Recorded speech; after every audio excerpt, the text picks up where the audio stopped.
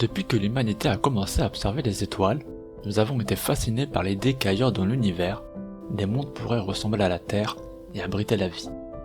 Grâce à des avancées technologiques majeures, nous savons aujourd'hui que des milliers d'exoplanètes existent dans notre galaxie. Les statistiques montrent que presque chaque étoile possède au moins une planète en orbite. Cependant, malgré cette abondance de mondes, lorsque les scientifiques cherchent des planètes pouvant réellement soutenir la vie telle que nous la connaissons, ils se heurtent à des conditions très strictes et difficiles à satisfaire simultanément. Ce faisant, la Terre apparaît non seulement comme un endroit habitable, mais comme une planète exceptionnellement équilibrée dans une multitude de domaines très précis.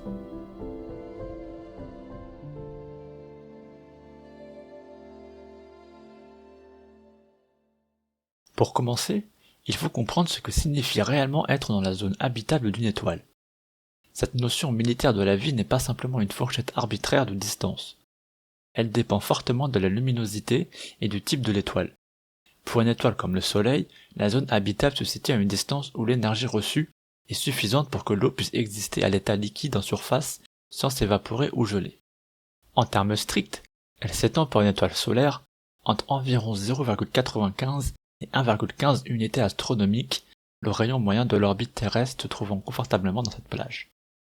Cette position permet à la Terre d'avoir une température moyenne globale d'environ 15 degrés, qui a été relativement stable pendant des milliards d'années, un facteur essentiel pour permettre aux processus biologiques de s'installer et se complexifier.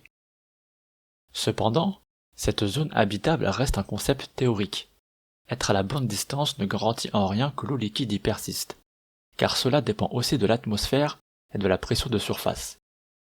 Dans notre système solaire, Vénus est à peine plus proche du Soleil que la Terre. Pourtant, elle subit un effet de serre catastrophique avec une atmosphère dominée par le dioxyde de carbone et des températures de surface supérieures à 450 degrés.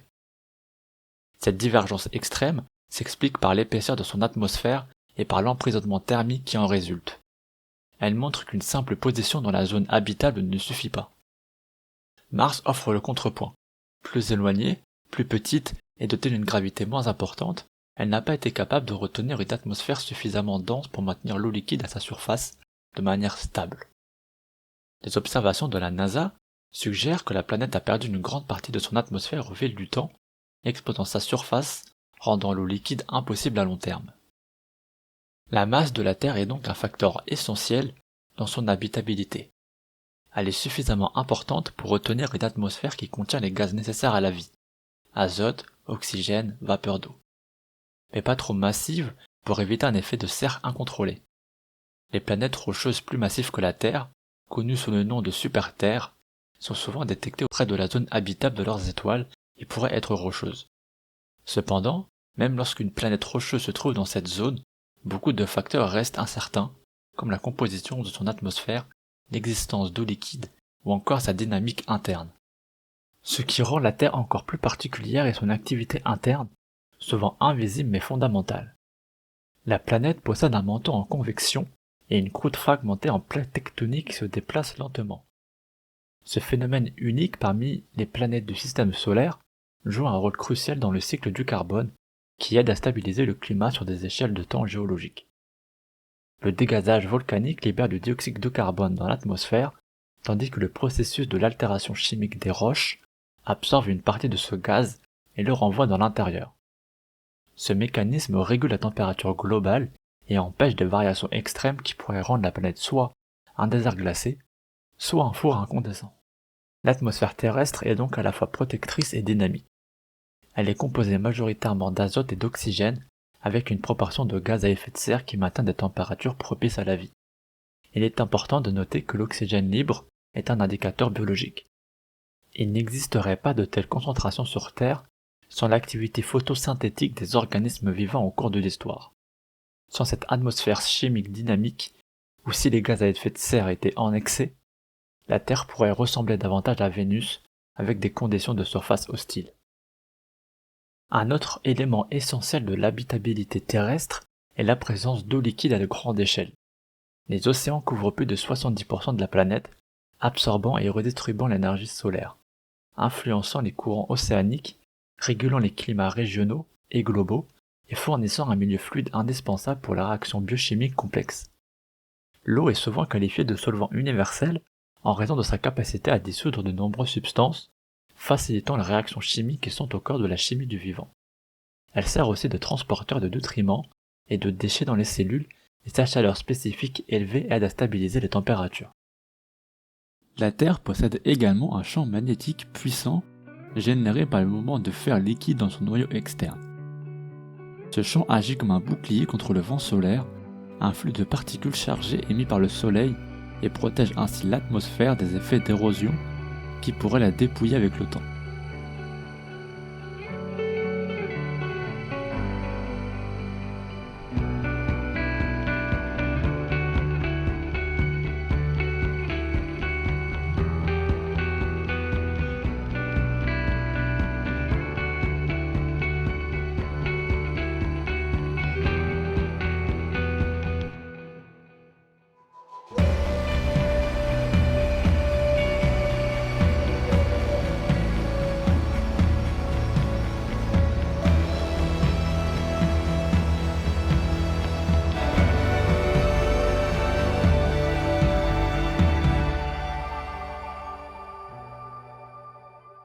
Sur Mars, l'absence d'un champ magnétique global a conduit à une perte significative d'atmosphère, compromettant sa capacité à maintenir de l'eau liquide.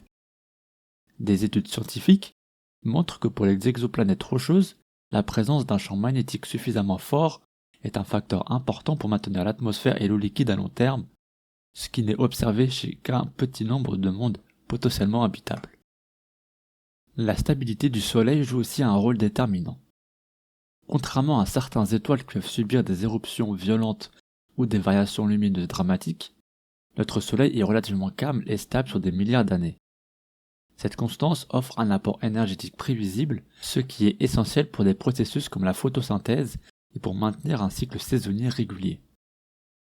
En étudiant des milliers d'exoplanètes, les astronomes ont constaté que très peu d'entre elles réunissent ne serait-ce qu'une partie des conditions observées sur la Terre.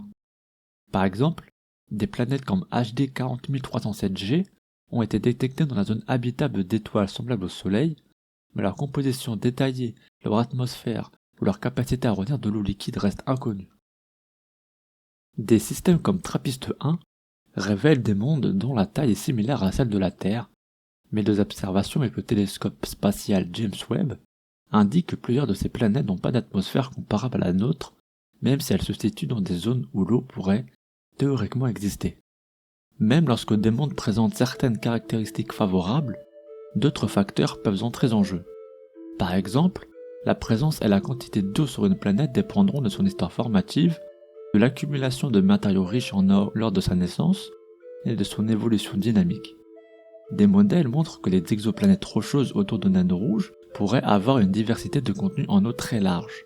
Certaines pourraient être trop sèches pour soutenir des océans, d'autres pourraient être entièrement recouvertes d'eau profonde sans continent, ce qui affecterait radicalement la chimie de surface et l'habitabilité potentielle. Dans l'ensemble de cette recherche, il devient évident que ce n'est pas une seule caractéristique isolée qui rend la Terre habitable, mais bien la combinaison précise et simultanée de nombreux facteurs qui interagissent sur des milliards d'années.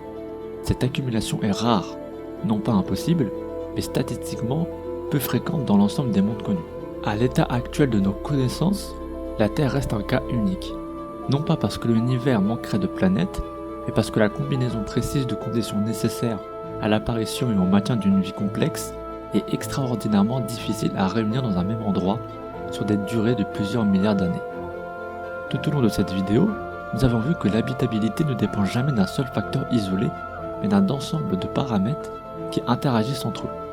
La position orbitale, la masse de la planète, la présence d'eau liquide durable, une atmosphère stable, une activité géologique interne, un champ magnétique protecteur, ainsi qu'une étoile suffisamment calme et stable dans le temps. Cependant, la science ne cesse de progresser. Chaque année, de nouvelles exoplanètes sont découvertes, observées avec une précision de plus en plus grande. Les missions Kepler et TESS ont montré que les planètes rocheuses sont communes dans la galaxie. Le télescope spatial James Webb commence à analyser directement la composition atmosphérique de certains mondes lointains. Pour la première fois, il devient possible de détecter des gaz comme le dioxyde de carbone, la vapeur d'eau, le méthane ou même l'oxygène dans les atmosphères d'exoplanètes. Ces avancées marquent une étape majeure dans la recherche de mondes potentiellement habitables. Il est donc tout à fait possible que, dans les années ou décennies à venir, une exoplanète soit découverte réunissant plusieurs des conditions que nous avons évoquées. Peut-être une planète rocheuse de taille proche de la Terre, située dans la zone habitable d'une étoile stable, possédant une atmosphère dense, une présence confirmée d'eau liquide et des indices d'une activité géologique ou magnétique.